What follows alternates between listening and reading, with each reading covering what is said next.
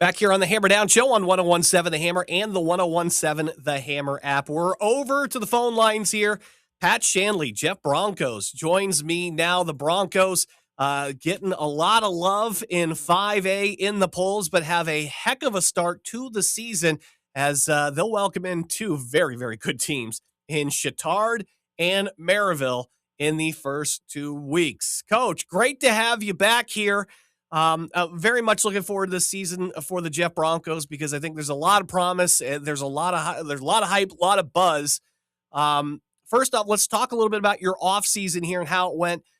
I know the big thing is you had to replace your defensive coordinator, and in order to do that, you look to somebody on your staff currently, somebody very close to home. Your brother is going to take over duties with that. So let's get started with her on the defensive side of the ball. What went into that decision? Why is Jared the perfect fit for you guys there? And how has that looked so far in the spring and through the summer? Yeah, Scott Cronk had a great run here. Obviously, he went back home to Seeger so he can coach his grandkids and coach alongside his two boys himself. But, he left big shoes to fill, and you don't fill them with one person. We've got a great defensive staff. Jared's going to work at it. He's going to communicate well, and it's going to be a different approach day to day than what Scott had. But, he has really talented coaches around him on that side of the ball. Unfortunately, we've got some talented players that they are fortunate enough to coach. So, it's been a good summer. It's been a good spring, dating back to that. Again, it's been different, but, you can see the progress and more than anything, my brother's going to work his tail off. He's going to work at it. And the guys that he's surrounded himself with on that side of the ball, they're elite workers as well. So, it's going to be new. It's going to be different, but looking forward to seeing how it all shakes out. The thing that I've been impressed with over the last couple of years, the run is just the athletes and how you continue to reload here at Jeff, even though when you lose guys like, Aiden H who's making so much buzz up there at Minnesota, it just seems like you find more and more guys to just fill those gaps there. I know that that's not easy to do, but I think it just speaks to just how solid you've been and how solid the staff has been over the last decade or so in developing this program.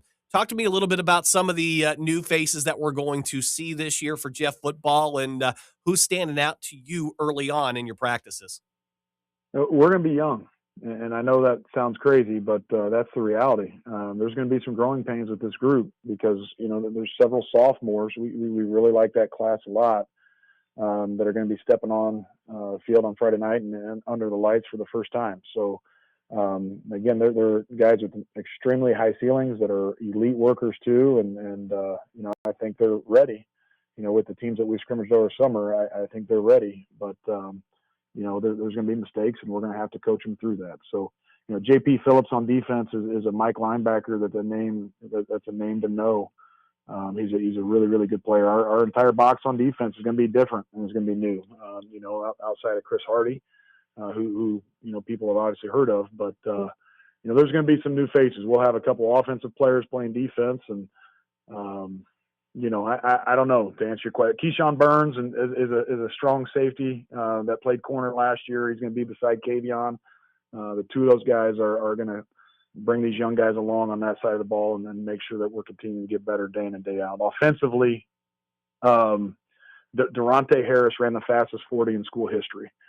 He's a running back slot. He's a really, really dynamic athlete. Darius Young is the brother of DJ Young. He's had a tremendous offseason as a receiver. He can really go. And there's going to be several other sophomore receivers that are fighting to get in the mix and try to help us early on this season to prove that they belong, on the field on Friday nights as well. I know you take a lot of pride over the last several years about how the freshmen have looked and how the JV teams have looked. So I said, I don't feel like you're very devoid of talent, but it's there is a fine line, Coach, right, between talent and experience. And I mean, the gap that separates the two of those, don't you? Yeah, fortunately they understand our culture. They understand the work that it takes and all of that. So these seniors, we have 22 seniors. It's a special group.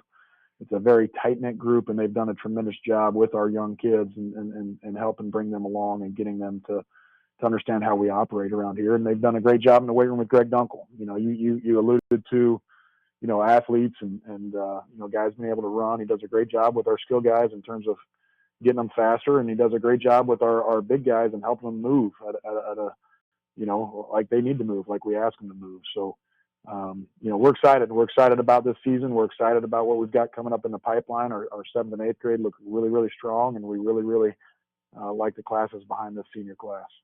Yeah, and it's just nice that you're seeing the fruits of that labor over the last 11 years to get everything kind of moving the way that it's been doing. You've done a great job with that. Now you guys will be tested early on the first couple of weeks here.